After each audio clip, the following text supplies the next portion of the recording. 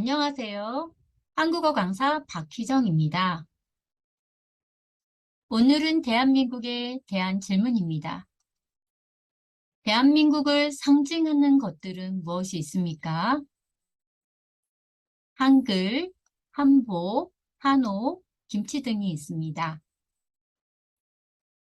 태극기, 무궁화, 한글, 애국가 등이 있습니다. 우리나라 정식 국호는 무엇입니까? 대한민국입니다. 이를 줄여서 한국이라고 부릅니다.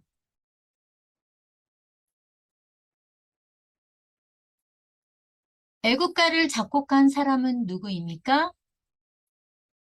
안익태 선생님이십니다. 3.1절, 광복절 등 각종 기념일 등에 부르는 대한민국의 국가는 무엇입니까? 애국가입니다. 애국가는 1948년 8월 15일 대한민국 정부 수립과 함께 국가로 제정하였습니다. 애국가의 1절부터 4절까지 각 절마다 똑같은 내용으로 반복되는 후반부를 무엇이라고 합니까? 후렴부입니다.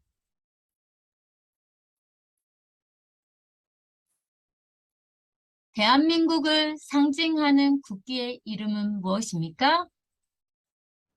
태극기입니다. 태극기의 사계의 의미는 무엇입니까? 건곤감리로 자연의 조화를 강조하고 있습니다. 건은 하늘, 곤은 땅, 감은 물, 리는 불이라는 의미입니다. 태극기를 상징하는 의미는 무엇입니까? 우리나라 국기인 태극기를 상징하는 의미는 흰색 바탕은 밝음과 순수, 전통적으로 평화를 사랑하는 우리의 민족성을 나타나며 가운데 태극 문양은 음은 파랑, 양은 빨강의 조화를 상징합니다. 태극 문양은 우주 만물의 음양의 조화를 표현합니다. 그리고 내 모서리는 건곤감, 리 사계로 구성되어 있는데 건은 하늘, 곤은 땅, 감은 물, 리는 불이라는 의미로 자연의 조화를 강조합니다.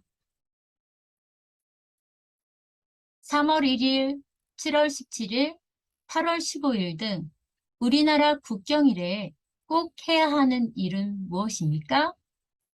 아침에 태극기를 개양합니다. 그러나 심한 눈이나 비와 바람 등으로 훼손이 우려되는 경우에는 태극기를 달지 않습니다. 태극기는 아침에 대문의 왼쪽에 개양합니다. 단독주택은 대문의 중앙이나 왼쪽에 태극기를 개양합니다. 만약 아파트인 경우에는 앞쪽 베란다의 중앙이나 왼쪽에 개양합니다. 차량의 경우에는 전면에서 보아 왼쪽에 개양합니다. 6월 6일 현충일과 국장 기간에는 태극기를 어떻게 개양합니까?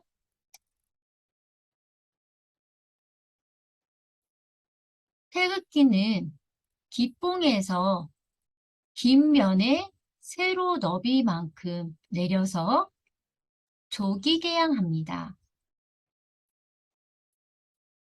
태극 문양의 빨강과 파랑은 무슨 의미를 가지고 있습니까? 태극 문양의 파랑은 응과 희망을 의미하고 빨강은 종기와 양을 의미하는 것으로 우주 만물의 음양의 조화를 의미합니다. 대한민국의 화폐 단위는 무엇입니까? 원입니다. 한국의 돈 중 가장 작은 단위는 무엇입니까? 1원입니다. 한국 지폐의 가장 작은 단위는 무엇입니까? 1,000원입니다. 큰 금액의 돈을 대신하여 은행에서 발행된 화폐를 무엇이라고 합니까? 수표입니다. 은행에서 돈을 너무 많이 찾으면 가방 안에 다 들어가지 않을 건데 어떻게 해야 합니까? 현금 대신 수표를 달라고 하겠습니다. 10,000원짜리 지폐에 나와 있고 한글을 만든 사람은 누구입니까? 세종대왕입니다. 대한민국에 5원짜리 동전에 인쇄되어 있는 것은 무엇입니까? 거북선입니다. 대한민국 화폐 중 5만원권에 인쇄되어 있는 인물은 누구입니까? 신사임당입니다. 대한민국 국민은 반드시 불교를 믿어야 합니까? 아닙니다. 대한민국은 종교의 자유가 있습니다. 한국 사람들이 당신에게 불교를 믿으라고 합니다. 어떻게 하겠습니까? 대한민국은 종교의 자유가 있습니다. 불교를 꼭 믿어야 하는 것은 아닙니다. 헌법 제20조에 보면 모든 국민은 종교의 자유를 가진다라고 표기되어 있습니다. 무궁화는 무슨 의미를 가지고 있습니까? 무궁화는 영원히 피고 또 피어 지지 않는 꽃이라는 뜻으로 무궁무진한 영원한 꽃이라는 의미를 가지고 있습니다. 우리나라 대통령이 생활하고 집무하는 곳은 어디입니까? 19대 문재인 대통령 정부까지는 청와대였습니다. 현재 20대 윤석열 대통령 정부는 용산 대통령실에서 직무를 하고 있습니다. 우리나라의 전통 운동으로 손과 발을 사용하고 올림픽 종목으로 채택된 이 운동은 무엇입니까? 태권도입니다. 백성을 가르치는 바른 소리라는 뜻으로 세종대왕이 만든 우리나라 글자는 무엇입니까? 한글입니다.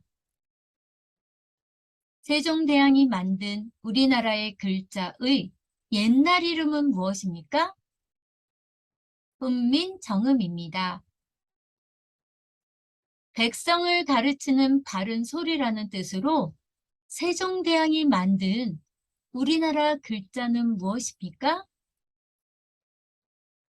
한글입니다.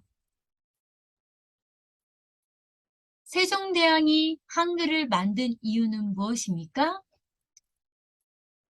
한자는 배우기 어려워서 세종대왕은 백성들을 위해 배우기 쉬운 한글을 만들었습니다. 한국인 최초의 유엔 사무총장은 누구입니까? 반기문 유엔 사무총장님이십니다. 대한민국 수도는 어디입니까? 서울입니다.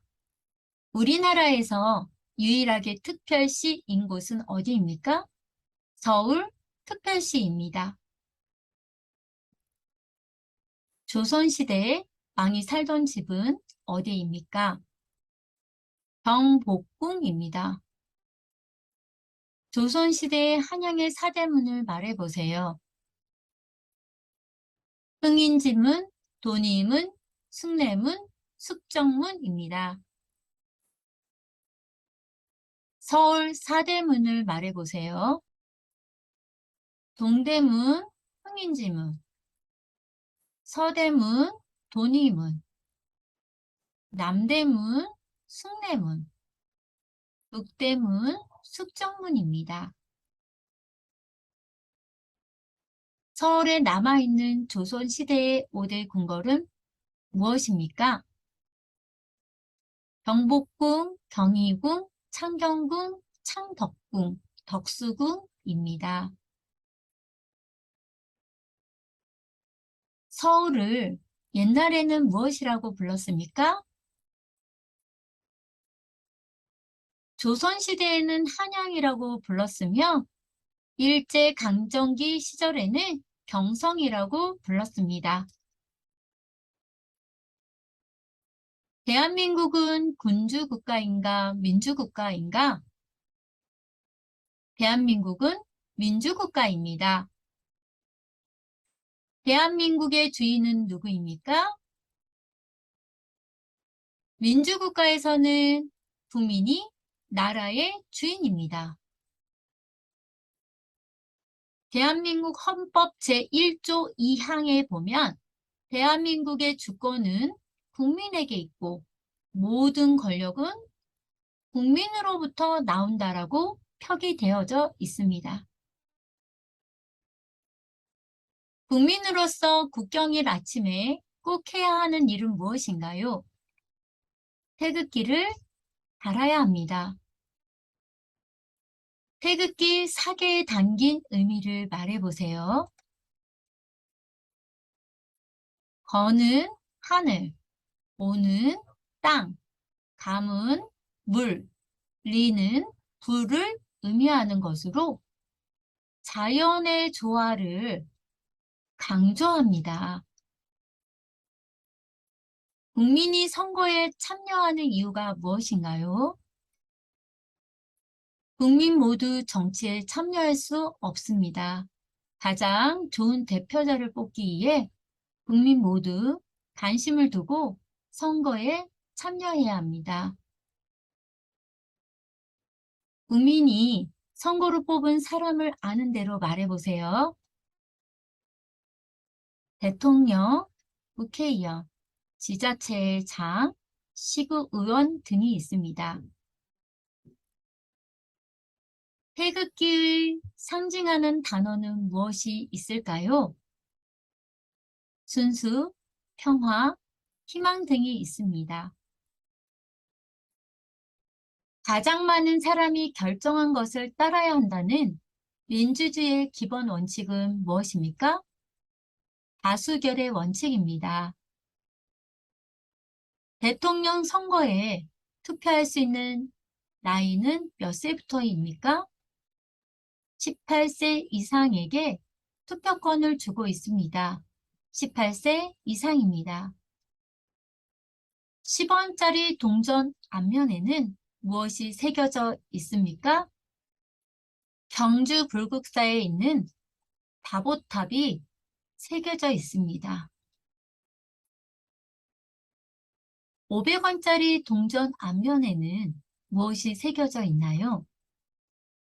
두루미, 하악이라는 새가 새겨져 있습니다. 5,000원권 지폐에 실린 인물로 10만 양병설을 주장한 사람은 누구인가요? 율곡이이입니다. 율곡이이는 조선을 대표하는 학자로 신사임당의 아들입니다. 한국 화폐에 실린 최초의 여성은 누구인가요? 한국 화폐에 실린 최초의 여성은 신사임당입니다. 현재 5만원권 지폐에 실려 있습니다. 서울을 관통하는 강에 대해 말해보세요. 서울을 관통하는 강은 한강입니다. 한강은 동쪽에서 서쪽으로 흐릅니다.